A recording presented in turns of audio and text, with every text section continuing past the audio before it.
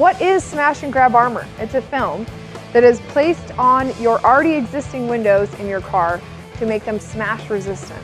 I have a nail set. I'm going to attempt to break window 1, which does not have the smash and grab on it, and then attempt to break window 2, which does.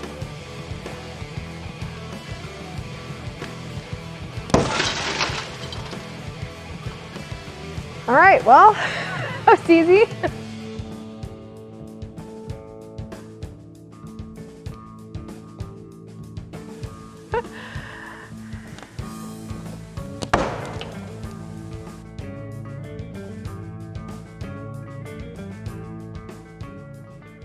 I'm still not in.